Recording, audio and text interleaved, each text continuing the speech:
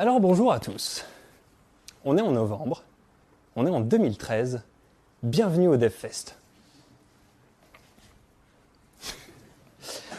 Je suis Thomas Belin et aujourd'hui je vais vous expliquer comment on a dégagé jQuery de notre application pour le remplacer par Angular.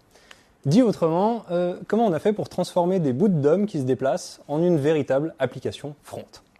Ok, c'est parti.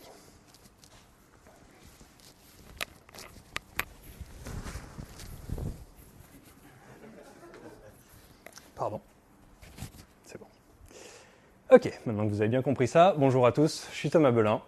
On est en novembre, on est en 2017. Bienvenue au Node.js. Et je vais vous expliquer comment on a commencé à dégager Angular de notre application pour le remplacer par Cycle.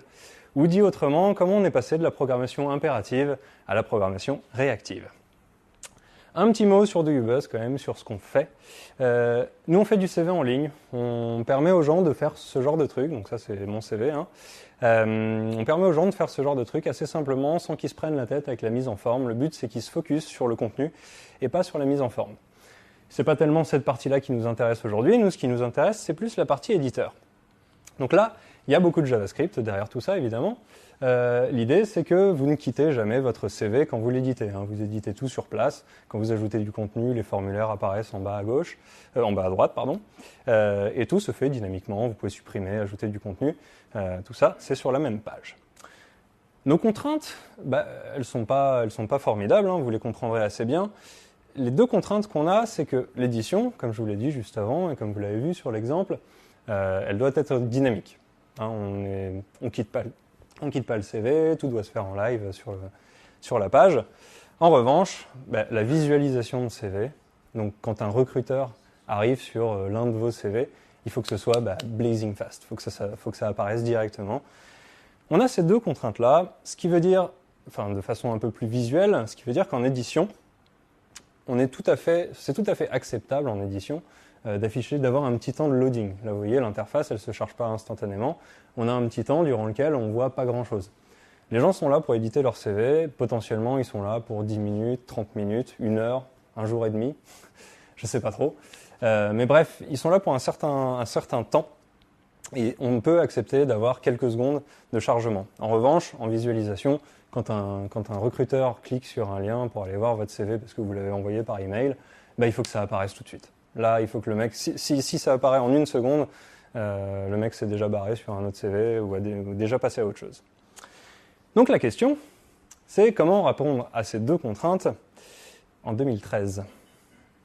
Parce que oui, évidemment, si on répond à ces deux contraintes là, maintenant, en 2017, on se dit, rendu JS côté serveur, et puis on est bon, en mode vue, on fait le rendu côté serveur et on envoie la vue, et en mode edit, on envoie juste la partie dynamique. Oui, sauf que le rendu côté serveur en JS, en tout cas, en 2013, on n'en parle pas du tout. Il y a bien un truc qui s'appelle Twig.js, mais honnêtement, même sur leur GitHub, les mecs vous disent que c'est un peu du proof of concept. On n'a pas trop envie de se lancer là-dedans. Donc nous, la solution qu'on a adoptée à l'époque, et qui tourne depuis maintenant 3 ans, depuis 4 ans même, depuis 4 ans ça tournait comme ça, c'est la suivante. En vue, on balance le CV, donc il est rendu en PHP par le serveur, pas de souci. En revanche, en mode edit, on balance le template du CV, les contenus séparément, et c'est Angular qui tourne pour aller placer les contenus dans le CV. C'est comme ça qu'on tourne, ça marche assez bien, c'est plus le cas actuellement puisque en prod on n'a plus ce système de rendu. Je reviens sur le nouveau système juste après. Mais c'est comme ça qu'on tournait depuis 3 ans. Donc ça donne ce genre de truc. Et là, vous vous dites, aïe. Parce que là, donc, ce que je vous ai mis entre chevrons %, c'est du code PHP, quoi. En gros, vous imaginez, donc c'est Twig, c'est n'importe quel moteur de rendu PHP. Et là, on mélange un peu les deux, vous voyez. Donc la classe, on la décide, c'est une variable PHP qui est insérée. Ensuite, on demande à PHP, est-ce que cette partie-là est éditable? Donc là, à nouveau, on est dans du PHP. Si elle est éditable, on met un ng-show. Et là, bam, on part dans Angular. Donc on a changé de truc. Le shoot display, c'est un truc qui est du Angular. Donc c'est du code JS qui est dans un fichier complètement à part. On n'a aucune idée de ce que c'est. Un intégrateur n'a aucune idée de ce que fait ce shoot display. Il sait qu'il doit le mettre là. Et ensuite, on a à nouveau une variable ici. L'horreur. Ça donne aussi ce genre de truc. Donc voilà, on a des conditions. Si on est en edit, alors on affiche le truc qui, en Angular, va boucler sur les éléments et les afficher un à un, puisqu'on veut que ce soit dynamique. En revanche, si on est en mode vue, donc une visualisation de CV, là on va boucler en PHP dessus. Ouais, c'est pas joli ça. Hein. Donc le bilan de cette V2, puisque à l'époque c'était la V2 de Do You Buzz, ce que j'ai fait en 2013, c'est qu'on a maintenant 176 designs sur Do You Buzz qui sont écrits en Twig, donc un moteur de rendu PHP, et puis un code de rendu qui est juste à gerber, quoi. Enfin, les quelques exemples que je vous ai montrés sont assez symptomatiques de ce qu'on a sur Do You Buzz. C'est pas joli. Concrètement, si on voulait confier à un designer externe la création de nouveaux designs sur Do You Buzz, comment leur expliquer ce truc-là, quoi? Je veux dire, c'est imbitable. Et donc c'est comme ça qu'est venue un peu, en 2017, l'idée de Do You Buzz V3. Donc là, Do You Buzz V2, c'était une refonte complète. On a complètement tout réécrit, on a viré jQuery pour entièrement réécrire ça en Angular. Do You Buzz V3, ça va plus être itératif. Quand on avait passé 10 mois sur Do You Buzz V2, là en 3 mois, on a déjà fait une première itération. Donc beaucoup moins de friction. Et elle n'est pas que initiée par le constat du code de rendu que je vous ai montré avant. Hein. Il y a une autre volonté derrière ce Do You Buzz V3. Et cette nouvelle vision, c'est ça. Ça, qu'est-ce que c'est? C'est un CV PDF. Et en fait, depuis le début de Do You Buzz, depuis la création du truc, on est un peu focus sur le CV web. Nous, notre vision des choses, c'est que votre CV, il doit se diffuser en ligne, vous partagez une URL et c'est comme ça que vous candidatez. C'est une belle vision, un peu utopiste, c'est vrai. Mais on se rend compte que les gens, non, eux, ce qu'ils veulent, la plupart des gens veulent le PDF et continuent à postuler comme ça, parce qu'il y a beaucoup de boîtes qui sont encore traditionnelles et qui utilisent le PDF. Du coup, on est en train de nous recentrer sur cette partie-là. Et ce qu'on veut pour cette V3, c'est avoir un éditeur de CV PDF. Être capable, directement dans le navigateur, d'aller éditer la version PDF de son CV. Et donc pour ça, c'était un peu une occasion à la fois de dégager ce code de rendu, qui de toute façon ne correspond pas du tout à la version PDF, et de changer également de techno, de passer à quelque chose d'un peu plus moderne, d'un peu mieux organisé, parce que notre code Angular a commencé à devenir un peu bordélique. Et on avait 4 candidats, pardon. C'est les 4 candidats que j'ai un peu étudiés. Je vous avoue qu'il y en a 2 que j'ai regardés de... Ah, sympa. Il y en a 2 que j'ai regardés d'un peu loin. Ah oui, je ne dois pas avoir Internet. C'est Vue et Angular, je vous explique juste après pourquoi. Et j'ai une shortlist avec Redux et Cycle. Alors Vue, un petit mot un peu rapide sur Vue, parce que j'ai pas été jusqu'au niveau du POC, enfin pas un POC vraiment concret avec Vue. Ce qui m'a beaucoup arrêté, beaucoup freiné sur Vue, c'est qu'à mon sens en tout cas, donc c'est pas du tout, c'est pas du tout une vérité générale ce que je suis en train de dire, c'est pas vraiment une critique de Vue, mais c'est du Angular mieux codé. Concrètement, AngularJS, je parle de Angular 1, c'est à peu près le même concept. On a du DOM, on lui injecte des fonctionnalités à tel endroit. Alors effectivement, c'est bien codé, ça utilise les proxys et tout, c'est cool. Mais d'un point de vue organisation de code, ça ne change pas la façon dont vous codez. Vous continuez à faire du AngularJS. Il y avait des trucs qui étaient cool. Vuex avait l'air pas mal pour gérer le state de votre application, puisque c'est la grosse problématique qu'on a en front-end. Et puis d'ailleurs, dans plein d'applications, en fait, gérer le state, c'est juste une horreur. C'est pour ça que toutes les solutions qu'on a en ce moment visent à aider à gérer le state, justement. Et puis un autre truc qui était cool dans Vue, c'était les single file components, donc un seul fichier qui contient le style, la vue, la logique, tout. Ça, c'était assez cool. Angular, pareil, là j'ai eu un avis, c'est très sûrement des préjugés, mais à mon sens, Angular, c'est la prog réactive pas assumée. C'est-à-dire que vous allez avoir une grosse base de code impératif et vous allez avoir des petites boucles, des petites boucles réactives dedans, puisque Angular embarque RxJS maintenant dedans, des petites boucles réactives. Donc bon, c'est bien d'avoir poussé RxJS, moi c'est une librairie qui me tient beaucoup à cœur. Mais en revanche, ça me plaît pas leur philosophie, et ça donne des trucs du genre, sur leur tutoriel, vous avez une méthode qui s'appelle getHeroes, qui va aller récupérer des héros sur le serveur, donc qui fait une requête Ajax. Et dedans, elle retourne un observable. Alors bon, la sémantique de getHeroes, c'est typiquement un truc qui fait un effet de bord, un getter, c'est un truc on ne peut plus impératif, hein, vous dites à l'application on récupère ça. Et là, ça vous rend un observable, donc ça donne des cas de figure un peu particuliers. Et j'ai été un peu refroidi aussi quand je répondais à des questions Stack Overflow sur RxJS. Il y en a beaucoup qui sont sur Angular. Et les gens ne comprennent pas trop en fait ce que c'est la prog réactive. Et je pense que Angular ne les aide pas beaucoup à ça. Bon, c'est mon avis perso. Donc il nous restait dans la shortlist Redux, qui ne s'affiche toujours pas, et Cycle. Alors les trucs que j'ai beaucoup aimé avec Redux, que pas mal de monde aime, c'est une grosse communauté. Donc c'est vrai que c'est un truc qui vit énormément. C'est très très actif, c'est porté par Dan Abramov qui porte bien le truc. Basé sur React. Bon, c'est pas que basé sur React. Hein. Initialement, ça avait été prévu pour React. Maintenant, c'est plus un concept qui peut être appliqué à un peu n'importe quelle librairie de Virtual DOM. Hein. C'est pas nécessairement du React. Mais bon, c'est basé sur des concepts qu'on connaît bien. C'est pas trop difficile à approcher. Il faut un peu de rigueur, mais globalement, c'est facile d'accès.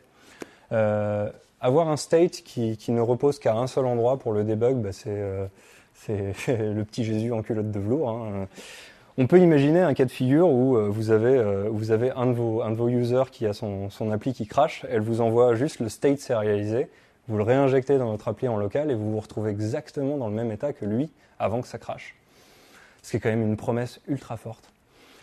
Et puis les DevTools sont quand même bien foutus. Les trucs qui m'ont moins plu, c'est le fait que ce soit une archi qui n'est pas fractale. Si vous regardez un peu ce schéma, donc le Redux se compose d'actions, d'un dispatcher, de reducer, de view. Vous n'avez aucun moyen d'embarquer ce schéma dans une autre partie de ce schéma-là. En fait, il n'y a pas de notion de fractalité, si jamais ce mot existe. Vous allez nécessairement rajouter des trucs à chacune des strates de votre archi quand vous allez rajouter une nouvelle fonctionnalité. Je reviens un peu dessus un peu plus tard. Les identifiants d'actions aussi. J'avoue que j'ai pas fait de grosses applis en Redux, mais je comprends pas comment ce genre de truc peut scaler. Comment on peut faire une app qui contient... parce que là, vous allez avoir absolument toute la sémantique de ce que peut faire votre app. Donc, quels sont les effets de bord, en gros, qu'elle va faire. C'est lourd à maintenir, je trouve ça contraignant, et surtout, c'est du bruit.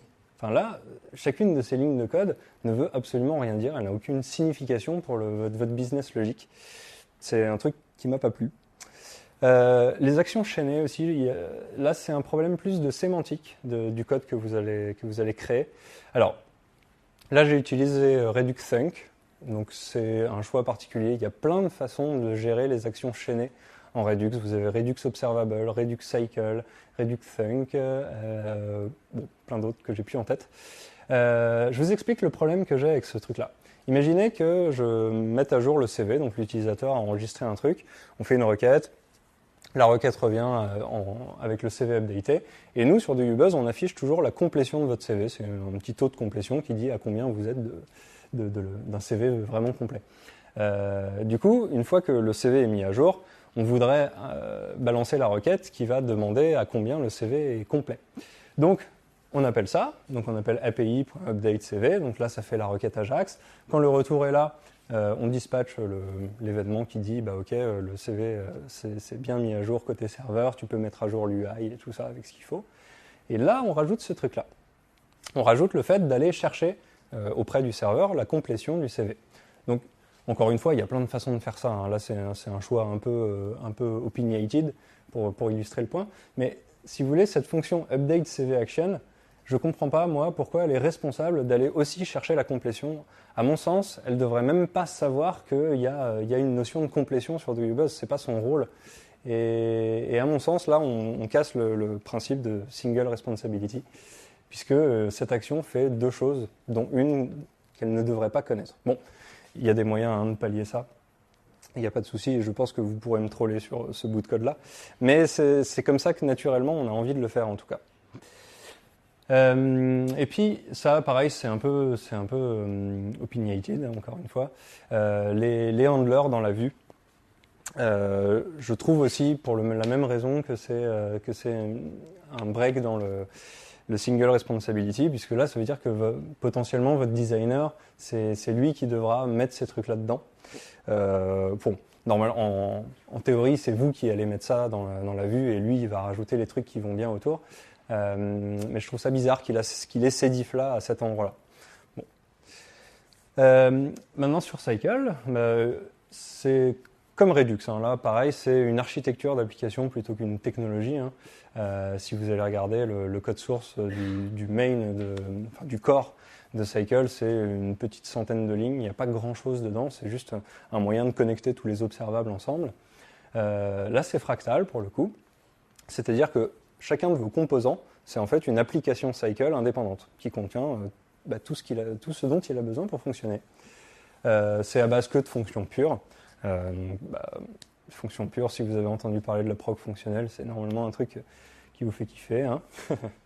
La communauté est bienveillante. Bon, malheureusement, j'avoue que j'ai pas pu vraiment sonder la communauté de Redux. S'il y a des gens qui ont des avis, je pense que c'est une communauté bienveillante, mais je ne sais pas. J'avoue que j'ai pas de retour là-dessus. Les trucs un peu plus durs avec Cycle, c'est clairement le brain rewiring, parce que là, il faut que vous changiez complètement de façon de penser. Et ça, c'est dur.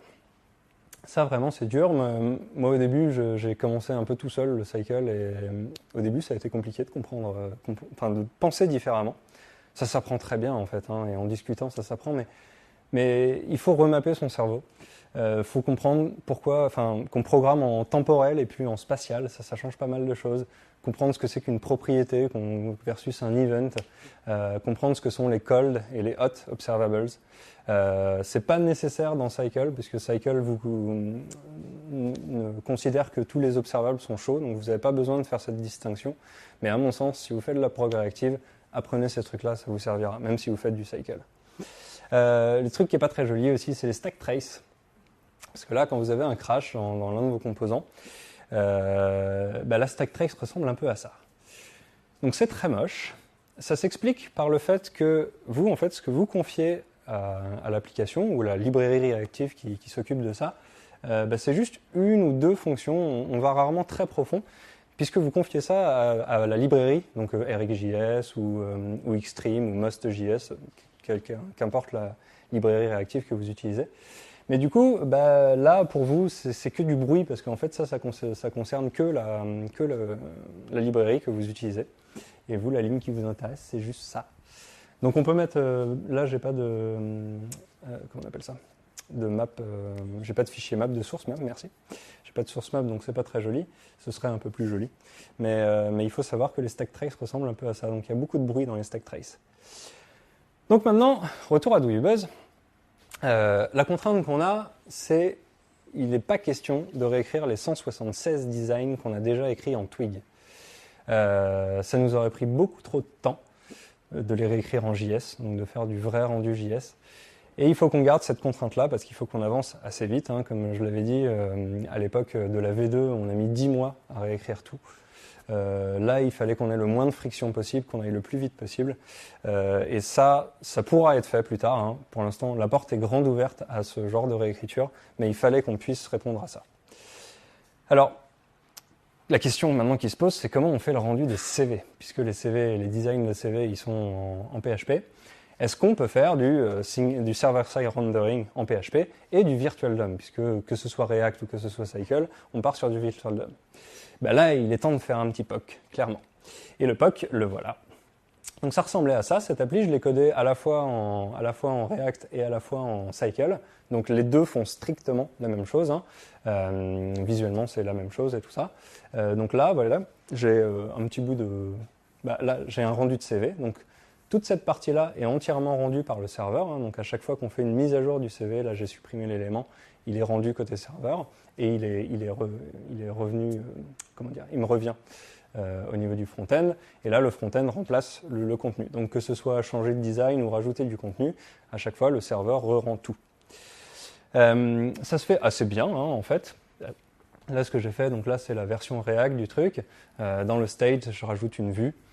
Cette vue-là, quand le composant se monte, je demande au serveur comment se rend le CV en question. Je récupère la réponse en brut, je fous ça dans le state, et ensuite, au niveau du render, j'appelle ce superbe Dangerously Set Inner HTML qui vous met bien en confiance. Et je balance cette chaîne de caractères en brut dans le virtual DOM. En Cycle, ça se fait également très bien, hein. Cette fois-ci, on pense un peu à l'inverse. On se dit comment je veux récupérer ma vue. Ma vue, elle dépend en fait des requêtes HTTP, des retours de requêtes HTTP. Sur les retours de requêtes HTTP, je veux sélectionner toutes celles qui concernent le render. Quand j'ai une réponse valide qui arrive, je récupère le body. Et ce body, je le fous dans une div. Donc ça, c'est un helper pour créer du virtual DOM, hein. Je le fous dans une div avec la propriété innerHTML qui est la chaîne de caractères que le serveur nous a répondu. Donc dans les deux cas, ça fonctionne très bien. Le dernier truc qui nous reste à faire pour faire l'équivalent du component did mount qu'on a vu en React, c'est de balancer à l'initialisation du composant un observable qui contient juste une demande HTTP pour aller faire le rendu du CV initial. Donc ça marche bien. Difficile de les départager sur ce point-là, encore une fois. Quelques métriques complètement useless qui ne vont pas du tout nous aider à décider, puisque le load est quasi strictement le même, hein. Il n'y a pas de différence entre le POC que j'ai fait en Redux, le POC que j'ai fait en Cycle. C'est intéressant de constater que là, ça fait un peu plus de 2 fois le poids, mais en fait, à ces niveaux-là, on s'en fout, et l'appli est tellement petite que ça ne nous aide pas à décider. Enfin, après, ça dépend beaucoup des librairies que vous installez, de tout le reste. Donc, c'est pas un facteur de décision important. Et j'ai fait un petit POC intéressant, enfin une petite feature pour aider à départager. C'est ce truc-là, la complétion. Donc comme je vous l'ai dit, la complétion c'est un truc qui évolue au cours du cycle de vie de votre CV. À chaque fois que vous le mettez à jour, la complétion est recalculée. Donc je voulais implémenter ce composant-là à la fois en React, Redux et en Cycle. Et le truc intéressant que j'ai constaté, c'est ça. Alors, il y a plusieurs manières de faire ce genre de truc, hein. On aurait pu arriver à moins de fichiers. Mais là, c'est un truc un peu symptomatique de Redux, à mon sens, puisque là, vous devez changer un peu votre application à plein d'endroits. C'est la notion de non fractal, hein, puisque vous vous rappelez du schéma avec actions, reducers et tout ça. Vous devez nécessairement aller écrire dans ces fichiers-là pour que votre fonctionnalité, donc le truc qui affiche la complétion, soit complet, soit entièrement fonctionnel. Ce qui veut dire que ce petit composant, pour le sortir, il va falloir aller copier le fichier qui est là, le fichier qui est là. Donc, c'est pas qu'une question d'arborescence de fichiers, hein. On peut imaginer que là, j'ai un truc slash component, slash completion, et que j'ai ces trucs-là dedans. Mais après, ça veut dire que dans votre code application.js, vous allez référencer space un peu partout. Donc, c'est la notion de non fractal. Là, en Cycle, j'ai un seul composant. On peut imaginer le splitter en plusieurs fichiers, hein, si jamais le truc grossit, on peut tout à fait séparer ces trucs-là. Mais ça a été un peu le facteur décisif. Et j'ai ce tweet que j'ai vu récemment qui m'a pas mal parlé. Je ne sais pas s'il vous parlera, mais il dit n'organisez pas votre code en fonction des jobs que font vos différentes parties. Organisez-les plutôt en features. Et c'est un peu exactement ce que je ressens avec Cycle. En fait, c'est quand vous faites un composant, vous faites une feature entière, vous gérez la mise à jour du state. Alors, ça ne veut pas dire que c'est un composant stateful, hein. C'est lui qui gère comment le state va évoluer, mais ce n'est pas lui qui le fait évoluer. C'est lui qui gère quelles sont les requêtes Ajax qui doivent partir, c'est lui qui gère son affichage.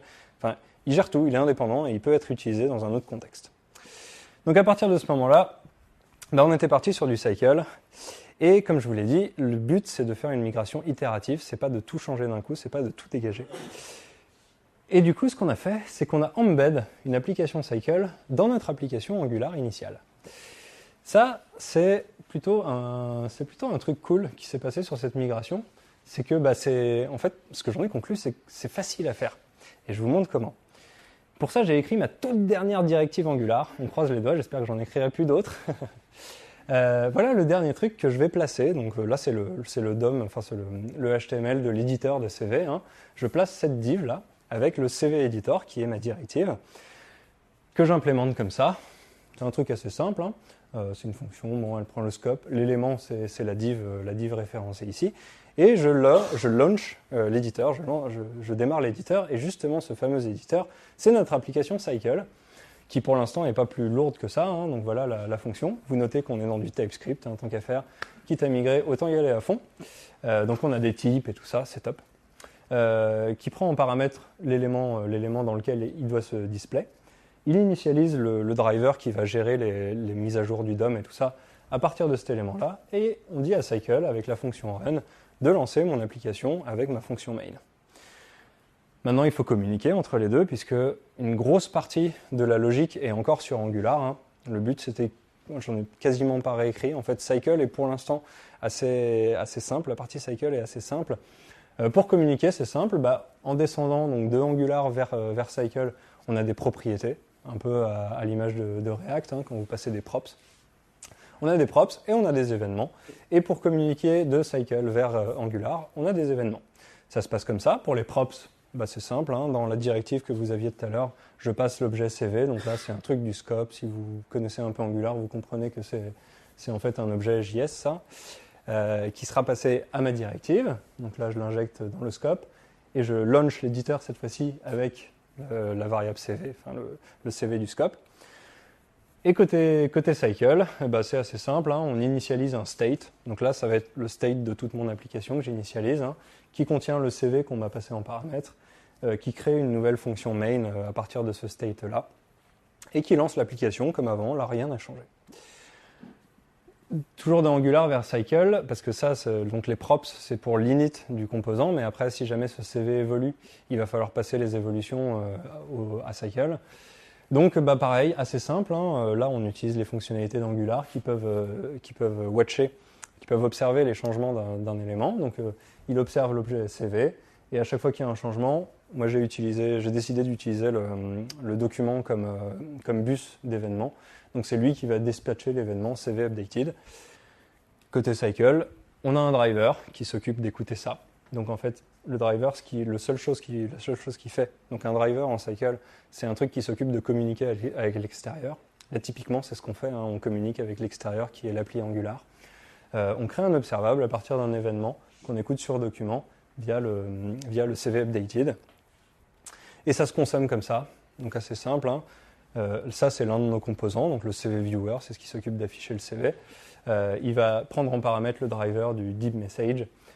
Il va filtrer tous les CV updated. Bon, là, c'est pas tellement nécessaire, puisque en fait, ici, je filtre déjà, mais bon, j'ai d'autres événements. Donc, je filtre les CV updated et à chaque fois, je map ça sur un render. Donc, à chaque fois que le CV est mis à jour, ce composant-là s'occupe d'envoyer à HTTP une requête de render. Dans l'autre sens, pareil, assez simple, hein, pour communiquer de cycle vers Angular cette fois-ci. Notre message driver qu'on avait juste avant, j'ai juste rajouté cette fonctionnalité-là. Donc maintenant, il prend en paramètre quelque chose, il écoute un truc qui vient de votre application. Ce truc-là, c'est un stream de messages, c'est un observable de messages qui va émettre au cours du temps.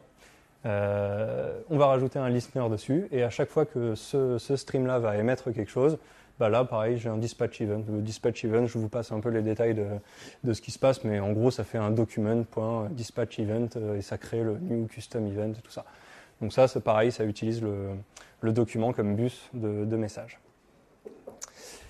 Comment ça se consomme, ça en cycle, ça c'est mon composant, hein, CV editor. Je voudrais par exemple que sur le DOM, je sélectionne tous les boutons qui ont la classe edit button. Quand on clique dessus, je voudrais mapper ça sur un événement de edit element et avec le payload de l'ID de l'élément qui est en cours d'édition.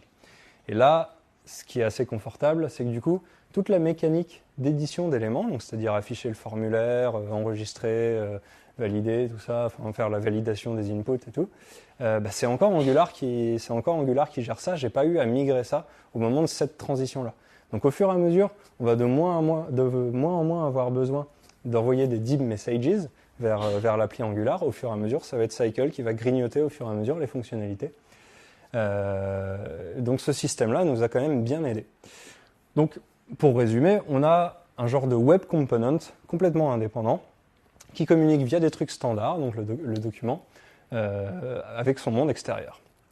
Problématique qui reste, si vous vous rappelez bien, dans la démo que je vous ai montrée tout à l'heure, il y a un truc qui ne va pas. Ça, c'est le POC que j'ai fait avec Cycle/React, hein, c'est la même chose. Vous voyez, ça c'est dégueulasse. Là, il y a un gros flash. Quand on enregistre, paf. Ben oui, parce que si on se rappelle bien comment j'avais fait cette espèce de tas de merde. Vous vous rappelez, je m'inscris en gros à la chaîne de caractères de la vue qui est envoyée par le serveur. On s'en fout en fait de comment on la récupère, elle vient du serveur, elle vient de n'importe où. Moi j'ai juste un stream qui émet une chaîne de caractères qui contient le HTML. Et à chaque fois que ce truc-là change, donc je map, dessus. J'ai un string ici, une chaîne de caractères. Je voudrais wrapper ça dans une div qui a un ID CV Editor et qui, en inner HTML, a la vue en question. Et ça, c'est hyper bourrin. Le navigateur, là, il en chie un peu parce qu'il reçoit à chaque fois des chaînes de caractères qu'il doit parser, réinjecter. Il fait un div, il fait pas de div justement, il insère tout à la brutasse. Donc, on comprend assez facilement pourquoi il y a cette espèce de flash. Et heureusement, le Virtual DOM, donc ça a été la partie sur laquelle j'ai bien galéré quand même. Mais maintenant, c'est là. Virtual DOM à la rescousse. Bon, je vous ai dit que j'avais galéré, mais c'est un peu décevant de le voir en 2 lignes. Non, en vrai c'est la partie d'après sur laquelle j'ai galéré. Mais là, ma chaîne de caractères, je lui mappe un truc avant. Vous voyez, la signature du map a changé un peu, c'est plus une chaîne de caractères, c'est une vnode. En fait, je convertis cette chaîne de caractères en virtual node, donc en virtual DOM, et c'est ça que je balance dans ma div CV Editor. Donc maintenant, SnapDOM, qui est la librairie qu'utilise Cycle pour faire du DOM-diff, peut lâcher sa puissance complète et faire le diff pour dire « Ah, il y a juste ça qui a changé, juste ça qui a changé et juste ça qui a changé. » Donc fini les flashs, on est bon, c'est parfait. Il nous reste un dernier truc quand même, injecter les boutons d'édition. Ben ouais, parce que si vous vous rappelez la démo du début, il y avait des boutons qui étaient là sur votre CV. Ces boutons-là, ils ne sont pas là en mode vue, on ne veut pas qu'ils soient là. Donc en mode vue, on veut que ça ressemble à ça. En mode édition, il faut que ça ressemble à ça. Donc il va bien falloir les insérer, ces éléments. Donc ça, c'est le dernier truc. C'est malheureusement la seule convention qu'on a si jamais un graphiste, un jour, un designer, un intégrateur veut faire des designs pour DoYourBuzz, il aura cette contrainte. Il faudra nécessairement qu'il mette une div avec le widget element et un truc qui identifie l'élément qui est en cours d'édition. Mais c'est la seule friction qu'on a entre la partie edit de DoYourBuzz et la partie visualisation. C'est le seul truc. Après, le reste est entièrement libre. Donc c'est le seul truc pour dire, ici, je voudrais insérer les boutons d'édition de cette XP numéro 12. C'est la seule contrainte. Le step numéro 2, c'est extraire les éditeurs de la vue qu'on a reçue du serveur. Donc à chaque fois, CV vnode, c'est évidemment la vue transformée en virtual DOM. Je m'inscris je m'inscris pas, mais je map chacun des trucs émis par ces vnodes vers cette fonction-là qui va en fait extraire. Donc là, c'est un sélecteur CSS somme toute classique, mais ce qui agit sur du VDOM. J'extrais les widget elements dedans. Et à partir des informations que j'extrais, en l'occurrence là, vous voyez, c'est l'ID qui m'intéresse moi. À partir de cet ID-là, je vais générer les boutons qui correspondent au CV. On a un certain nombre de conditions en fonction du type d'expérience et tout ça, on ne s'affiche pas pareil. Ça, c'est Cycle qui le gère. Et dernier step, c'est réinsérer les éléments. Donc là, je combine ensemble le stream qui émet les vnodes et le stream qui émet les visible elements. Donc c'est le truc que j'ai fait juste avant. Je combine ces deux ensemble et j'ai une fonction. Et c'est celle-là dont je ne suis pas forcément très fier. Ce truc-là devrait changer à l'avenir, mais ça a été la partie vraiment galère. Parce qu'en fait, là, ce que je fais, c'est que je mute un élément. Donc vous voyez, je récupère les nœuds, donc le truc qui représente le CV, le virtual DOM qui représente le CV, les éléments, donc chacun des éléments entre eux. Et pour chacun des widget elements que je trouve dans le CV, je vais boucler dessus et réinsérer l'élément, enfin les boutons d'édition qui correspondent à cet endroit-là. Donc là, je fais de la mutation. Donc là, je mute les children de éléments. Et ça, c'est pas terrible. Ça m'a valu quelques bugs un peu chiants et quelques petits hacks pour que ça fonctionne bien. Je suis obligé de cloner entièrement le CV vnode. Sinon, SnapDOM comprend pas trop ce qui se passe, comme c'est pas une nouvelle référence et tout ça. Ce truc-là a été vraiment galère.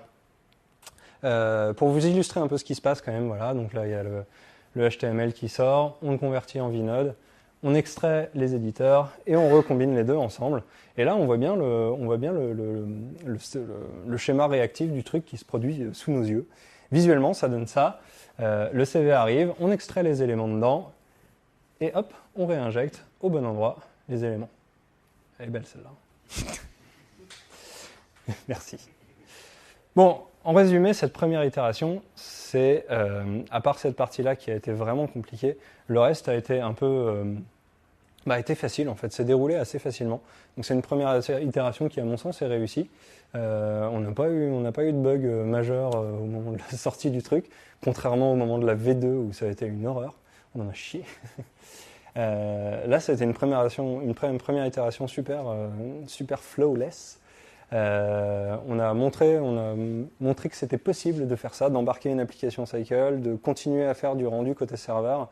Même si c'est pas très joli, on est content de se dire qu'on n'est pas obligé de migrer tous nos designs avant de pouvoir sortir à cette première itération. Donc ça nous rend confiants pour l'avenir. Et justement, pour l'avenir, j'ai besoin d'aide. Moi, l'idée, c'est que l'année prochaine, en avril, je m'en vais vers des destinations lointaines. J'ai besoin de trouver mon remplaçant et surtout, j'ai besoin de bosser avec lui sur les prochains mois, jusqu'à avril, pour mettre en place la suite. Qu'on décide ensemble vers quelle architecture on va. Moi, j'estime que là, j'en suis à entre 20 et 30% de la migration complète vers Cycle. Il y a encore plein de points d'architecture qui sont à discuter, qui sont à challenger, et j'aurais besoin d'un challenger sur ce moment-là. Donc si jamais vous êtes intéressé, on a une annonce qui est disponible à cette URL-là. Et en guise de bonus, je vous ai trouvé quand même une édition 2013 de Thomas Moïse. Superbe édition 2013, flambant neuve. Voilà, je vous remercie.